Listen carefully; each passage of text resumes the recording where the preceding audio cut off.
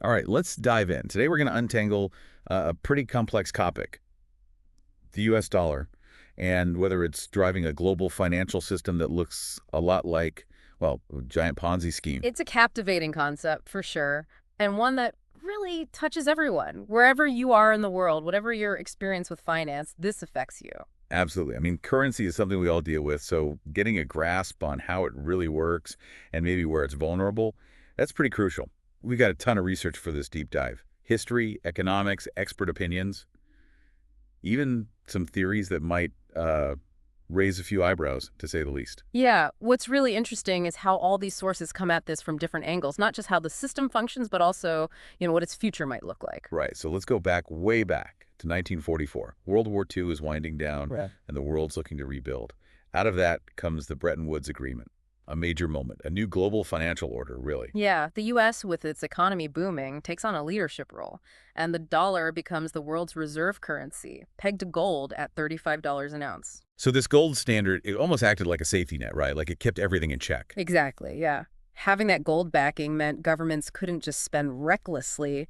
You spend too much, your gold reserves shrink. It's a natural brake on runaway spending. Sounds pretty stable. Yeah. So where did things go off the rails? Well, fast forward to the 1960s, and the U.S. is dealing with, rising costs. The Vietnam War, social programs, it all puts a strain on the economy. And other countries start to get nervous, like, does the U.S. actually have enough gold to back all those dollars floating around globally? So they start asking for their gold back in exchange for those dollars they're holding, like a global run on the bank. Right, exactly. And this pressure, it all builds up to what we now call the Nixon shock in 1971. Nixon cuts the dollar loose from gold, and that kicks off the fiat currency system. So no more gold backing. The dollar's value is basically just the government's word. What did that do to spending? It took off the limits we were talking about. No need to back every dollar with gold. Governments, especially the U.S., had a lot more room to spend and borrow. Trade deficits start rising. The U.S. is buying more from other countries than it's selling. And to cover that, they had to borrow. Right. You got it. And this is where that Ponzi scheme idea starts to make sense. To deal with its debts, the U.S. borrows heavily from other countries, many of which are already loaded up on U.S. dollar reserves. Wait, so they're lending money back to the U.S., money that the U.S. already owes them. It's like a financial hamster wheel. That's a great way to put it. This cycle means the U.S. needs to borrow more and more, just to keep up with the old debts and the interest payments. Okay, starting to see the Ponzi scheme resemblance.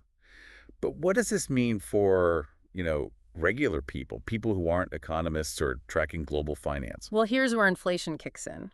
Governments print more money, the currency loses value, and prices on everything start going up. That groceries keep getting more expensive. Feeling we all know. But do government numbers really show the true rate of inflation? That's a good point. Governments often talk about core inflation, which leaves out things like food and energy, as prices jump around a lot. So the inflation we feel in our wallets is actually higher than the official numbers say. You got it. That practice can really hide how much currency devaluation affects people's buying power. And this brings us to the 2008 financial crisis, where it felt like the whole system was about to crumble. Was that a direct result of this Ponzi scheme structure? A lot of economists would say the 2008 crisis was a symptom of the issues we've been talking about.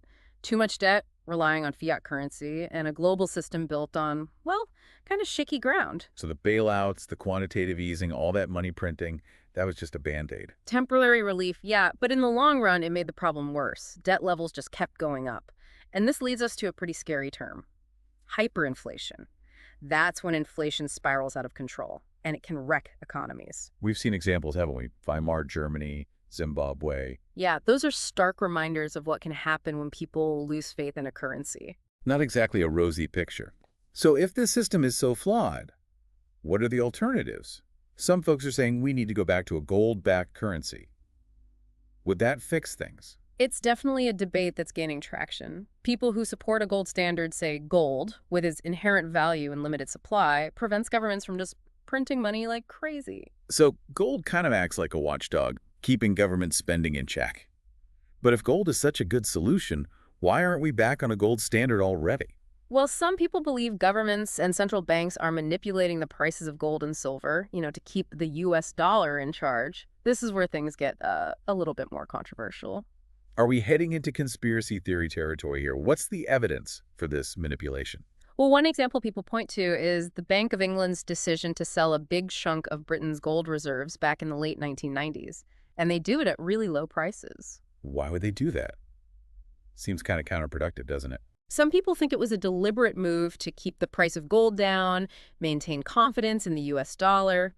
It's a theory that raises some big questions about, who's pulling the strings in global finance. Definitely adds another layer to this whole situation. So as we look ahead, what are the possibilities? Are we headed for a dollar collapse, or could we see a smoother shift to something new? That is the million-dollar question, right? You've got people who see a dollar collapse as a complete disaster, and then you've got others who think it could actually be a chance for a reset, a chance to build a fairer, more stable financial system. So before we went off, we were talking about some pretty serious weaknesses in the U.S. dollar, and the global financial system kind of holds up. Yeah, we were digging into how it looks a bit like a Ponzi scheme, right? All that debt, the risk of inflation getting out of control, even hyperinflation. Not exactly comforting stuff. It can sound pretty bleak for sure. But you mentioned something before the break that caught my attention. Some economists think a dollar collapse might not be a total disaster. It could even be like an opportunity. Yeah, it might sound strange at first, but there's this idea out there that a collapse could force a reset, like a hard reboot on the global financial system. They say we could end up with something more stable, more transparent, even fairer. Okay, trying to picture that. What would this new and improved system even look like? Well, a few options are being tossed around. Some folks are pushing for a gold standard comeback, like we talked about earlier. Others are looking at decentralized digital currencies, like Bitcoin. Bitcoin, right. It seems like everyone's talking about it these days. Could it really take the dollar's place globally, though? That's the million-dollar question, isn't it? The debate's raging on in the financial world. Bitcoin fans point to its limited supply. They say that's protection against inflation, and it's decentralized, meaning no single government or institution runs the show. So it's got that watchdog aspect we discussed, but digital. But isn't Bitcoin also known for being really volatile? Wouldn't that be a problem for a global currency? Yeah, that's one of the big hurdles Bitcoin faces. The price swings can be huge, making it a bit risky for everyday transactions. And it could undermine stability, right, if it were to become a major global currency. Then there's scalability. Can the Bitcoin network actually handle all the transactions a global economy would throw at it? So it's not as simple as just, swapping out the dollar for Bitcoin and everything's fixed. Definitely not. Every system has its complications, its potential drawbacks, whether it's gold, Bitcoin, or something completely new. All right, let's play devil's advocate for a minute. Let's say the dollar does collapse.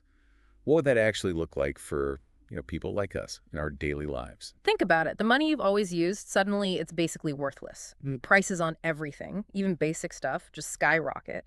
Your savings could evaporate overnight, and economic chaos, that becomes the new normal. Sounds like something out of a dystopian movie. People trading goods on the street because money's no good. Yeah, it might sound extreme, but that's happened before in history. Remember when we talked about hyperinflation in Weimar Germany? People were burning banknotes for fuel because they were literally worth less than firewood. Wow. That's a really powerful image. But earlier we touched on the idea that some countries might actually benefit from a dollar collapse. How does that work? So countries that hold a ton of U.S. debt, like China, for example, they might actually see their economic power grow. They wouldn't be tied to a sinking dollar anymore, and all that debt they're holding, it would lose value. So it's not just individuals that need to be thinking about this. Whole countries have skin in the game. Absolutely. A dollar collapse would ripple through the entire world.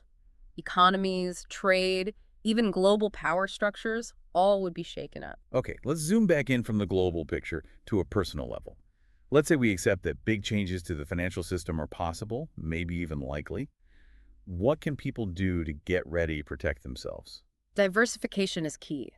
Don't put all your eggs in one basket, especially if that basket's tied to a single currency. So looking beyond just regular savings accounts, investments that rise and fall with the dollar. Right. Think about things that tend to hold their value when things get shaky. Precious metals, real estate, commodities, that kind of thing. Like gold, silver. Right. I've always heard those are safe havens when there's trouble brewing. They've been stores of value for centuries, and they often do well when faith in fiat currencies takes a hit. Yeah, there's that saying about gold being a good investment in uncertain times.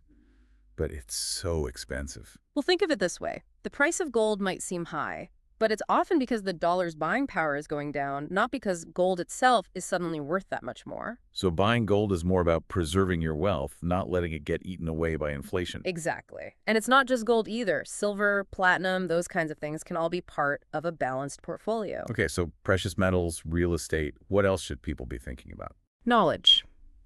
Plain and simple. Take the time to really learn about how the financial system works, its history, the potential risks and opportunities this changing landscape is throwing at us. That's kind of what these deep dives are all about, right? Encouraging people to dig into these topics and reach their own conclusions. Exactly. Don't just take the word of the mainstream media or financial advisors who might be more interested in things staying the same.